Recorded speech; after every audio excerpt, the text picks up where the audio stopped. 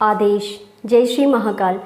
जब व्यक्ति आध्यात्म में आगे बढ़ने लगता है तो दो तरीके की शक्तियाँ उसकी परीक्षा लेती हैं, और ये आपकी सकारात्मक शक्तियाँ होती हैं जो कि आपकी परीक्षा लेती हैं। एक वो स्थितियाँ आपके सामने प्रकट करके जिन स्थितियों को जो है समझने के बाद में, उन स्थितियों से पार होने के बाद में आप सफलता की वो ऊंचाइयाँ पा लेते हो जो कि आप पाना चाहते थे, या फिर जो कि शक्तियाँ आपको प्रदान करना चाहती हैं। लेकिन और इसमें जो होता है एक दूसरा नकारात्मक पक्ष भी होता है जो आपको दिखाने के लिए होता है। ये भी आपका सकारात्मक शक्तियों के माध्यम से ही ये आपकी परीक्षा ली जाती है। कुछ इस तरीके की स्थितियां आपके समक्ष प्रकट कर दी जाती हैं ताकि आप इतने ज़्यादा जो है वो उस दिशा में मेहनत कर सकें कि आप वहाँ से उस स्थिति से बाहर निकल सकें, क्योंकि वही आपकी असली परीक्षा होती है। क्योंकि एक आसान कार्य तो हर कोई कर लेता है, लेकिन एक जो कठिन कार्य होता है वो कोई बिरला ही कर पाता है। लेकिन आज मैं जो बात करूंगी, मैं बात करने जा रही हूँ नकारात्मक शक्तियों की। क्योंकि जब व्यक्ति आध्यात्म में आगे बढ़ने लगता है तो सकारात्मक शक्तियों की परीक्षा के साथ में एक और शक्तियाँ यानी कि नकारात्मक शक्तियाँ व्यक्ति का रास्ता रोकने की कोशिश करती हैं। और नकारात्मक शक्तियाँ इसलिए कोशिश करती हैं क्योंकि वो कभी नहीं चाहती कि व्यक्ति आध्यात्म में आगे बढ़े। क्योंकि जब व्यक्ति आध्यात्म में आगे बढ़ जाएगा, जब व्यक्ति सत्य को समझने लगेगा, जब व्यक्ति वास्तविकता को समझने लगेगा, जब व्यक्ति इतना सामर्थ्य हो जाएगा कि नकारात्मक शक्तियों को उसके पास फटकने से भी डर लगेगा, तो नकारात्मक शक्तियों का धीरे धीरे जो है वो अस्तित्व समाप्त हो जाएगा। और अपना अस्तित्व समाप्त होना किसी भी व्यक्ति को अच्छा नहीं लगता है, या फिर किसी भी शक्ति को अच्छा नहीं लगता। इसलिए नकारात्मक शक्तियाँ जो होती हैं वो तब आपका मार्ग रोकने की कोशिश करती हैं जब आप आध्यात्म में आगे बढ़ने लगते हो। तो यहाँ पे मैं आपको बता दूँ कि किस तरीके से नकारात्मक शक्तियाँ जो होती हैं वो आपको प्रभावित करती हैं। जब आप धीरे धीरे आगे बढ़ते हो तो जो नकारात्मक शक्तियाँ होती हैं जब उस समय में आपके पास में संपर्क करती हैं, जबकि सकारात्मक शक्तियाँ आपकी परीक्षा ले रही होती हैं।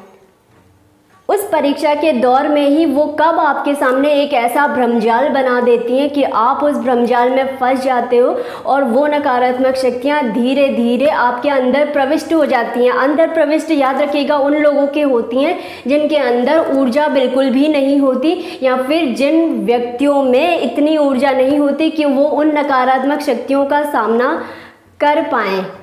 क्योंकि जिन व्यक्तियों में इतनी कैपेसिटी होती है, इतनी ऊर्जा होती है, वो फिर भी लड़ करके उन शक्तियों से जो होते हैं वो बच जाते हैं एक हद तक। लेकिन जिन व्यक्तियों में ऊर्जा का जो लेवल होता है वो बहुत कम होता है, जो बिना किसी मार्गदर्शन के इस मार्ग में आगे बढ़ जाते हैं, बिना किसी सही व्यक्ति के मार्गदर्शन के इस मार्ग में आगे बढ़ने लग जाते हैं, तो उन्हें नकारात्मक शक्तियाँ जो होती हैं वो अधिक प्रभावित करती हैं। अब मैं आपको बता देती हूँ कि किस तरीके से प्रभावित करती हैं। कि जब नकारात्मक शक्तियाँ धीरे धीरे व्यक्ति पे हावी होने लगती हैं, तब वो एक ऐसा भ्रमजाल आपके सामने बनाने लगती हैं, ऐसा भ्रमजाल बना करके तैयार कर देती हैं कि आप फिर कभी उससे निकल ही नहीं पाते हो। तब जबकि उनका ये जाल विस्तृत हो जाता है, क्योंकि कोई भी चीज़ एकदम से नहीं होती, जैसा कि आप सभी जानते हैं, ये बात मुझे बताने की आवश्यकता नहीं है।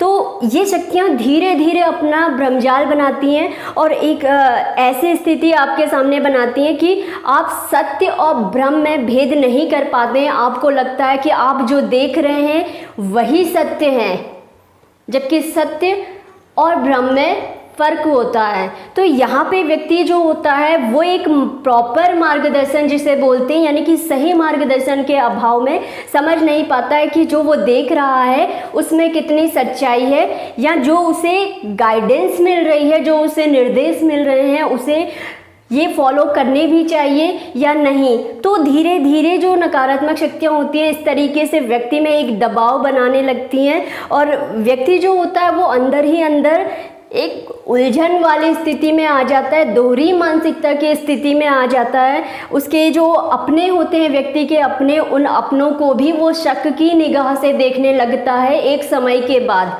अपने परिवार के हर व्यक्ति को भी वो इस तरीके से देखने लगता है, क्योंकि नकारात्मक शक्तियों का जो भ्रमजाल होता है वो बहुत खतरनाक होता है।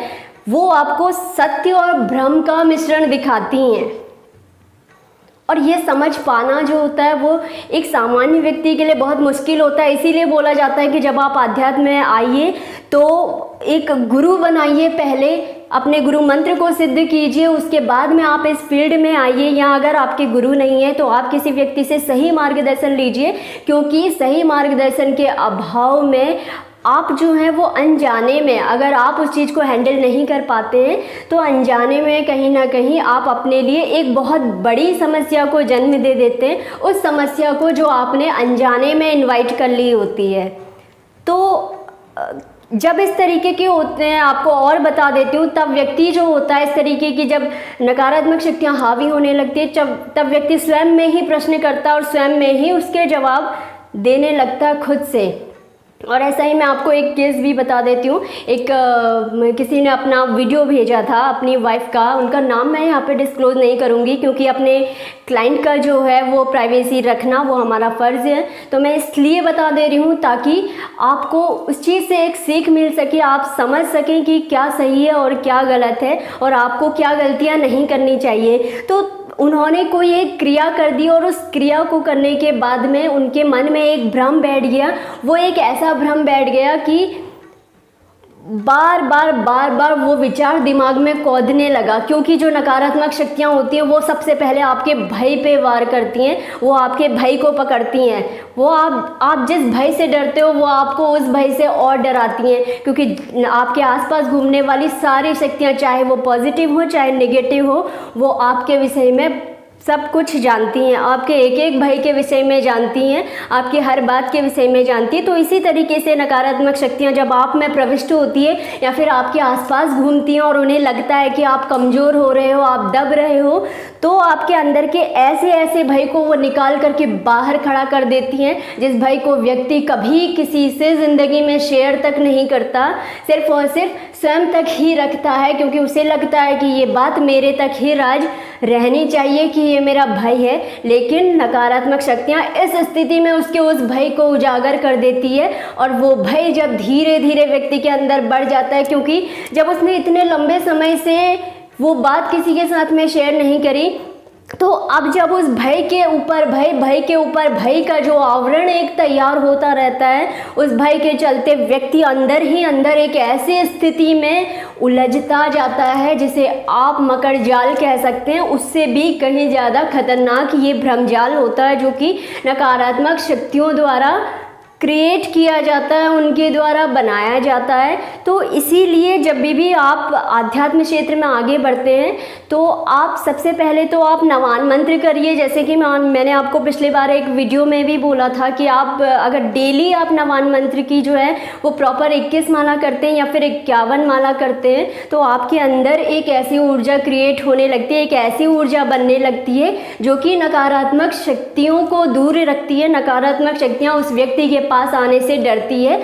उस नवान मंत्र के प्रभाव के कारण, या फिर कोई ऐसे मंत्र के माध्यम से जिस मंत्र से नकारात्मक शक्तियाँ डरती हो, तो वो आप कर सकते हैं। लेकिन वो एक रेगुलर बेस में होना चाहिए, क्योंकि जब आप किसी चीज़ पे अभ्यास छोड़ देते हो तो वो धारहीन हो जाता है। यानी कि जिस हथियार पे आप जो होता है वो डेली धार नहीं देते हो या फिर आप 2-4 दिनों में धार नहीं देते हो, तो धीरे धीरे रख करके वो हथियार जो होता है वो एकदम धारहीन हो जाता है, फिर वो आपके किसी भी काम का नहीं रहता। तो इसीलिए आपको बोला जाता है कि आप खुद से ऐसी साधनाएं करिए जो कि नकारात्मक शक्तियों को आपसे दूर रखे, आपके अंदर एक भय की स्थिति कभी उत्पन्न ना हो। याद रखिएगा, क्योंकि भय की स्थितियां सिर्फ उत्पन्न होती है, भय सिर्फ आपको भय दिखाता है और तब तक दिखाता है जब तक आप उस भय से डरते रहते हो। जिस दिन आप उस भय से भयभीत होना जो होता है वो दूर कर देते हो, यानी कि जब आप उससे डरना छोड़ देते हो तब वो भय आपको अपने आप से छोड़ करके चला जाता है। इसीलिए कोशिश करिए कि जब आप इस फील्ड में आए, एक सबसे पहले तो गुरु बनाएं, उसके बाद नवान मंत्र को जो है वो अपनी रेगुलर जो है वो जाप में आप इंक्लूड कर लीजिए, उसका निरंतर जाप करिए रोज़, ताकि आपको इस तरीके की किसी भी शिकायत का जो है वो सामना ना करना पड़े और कोई भी नकारात्मक शक्ति जो है वो आपके ऊपर हावी ना हो सके। क्योंकि एक छोटे दौर पे तो ठीक है, कोई समस्या वाली इतनी बड़ी बात नहीं है, लेकिन जब एक बड़ी समस्या उत्पन्न होने लगती है इन सब चीज़ों से, तो वो व्यक्ति को मानसिक विक्षिप्तता के कगार पे ले जाती है। और मानसिक विक्षिप्तता ना तो आपके लिए अच्छी है और ना ही आपके परिवार के लिए अच्छी है, क्योंकि आपको होगी तो आपको तकलीफ़ होगी और आपके परिवार को भी होगी। और कभी कभी जो होती है ये विक्षिप्तता आगे बढ़ करके आत्महत्या या फिर किसी और बड़ी चीज़ का भी कारक बन जाती है। इसलिए इस चीज़ को समझिए, इस क्षेत्र में आने से पहले सही मार्गदर्शन हासिल कीजिए। इस फील्ड में आने वाले जो आपके होने वाले जो अनुभव होते हैं उनको किसी सही व्यक्ति के साथ साझा कीजिए और सही गलत में जो है वो भेद समझने की कोशिश कीजिए, क्योंकि इतनी बौद्धिकता तकरीबन हर व्यक्ति में होती है कि अपना सही गलत वो समझ सके। क्योंकि जो नकारात्मक शक्तियाँ होती हैं वो जब भी आपको निर्देश देती हैं तो उनके निर्देश में हमेशा से जो होता है वो एक गलत कदम होता है। इस बात को हमेशा याद रखिएगा।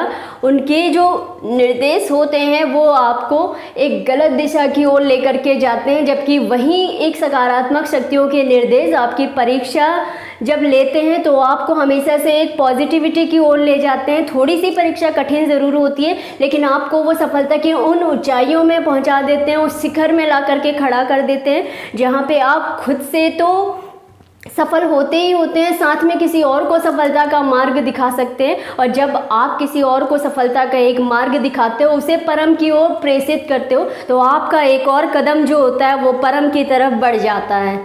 तो इसीलिए नकारात्मक शक्तियों से सावधान रहिए। इस फील्ड के जो भी प्रिकॉशंस हैं उन चीज़ को समझिए और सही तरीके से इसमें आगे बढ़ने की कोशिश कीजिए, तभी आपको सफलता प्राप्त हो पाएगी। आदेश। जय श्री महाकाल।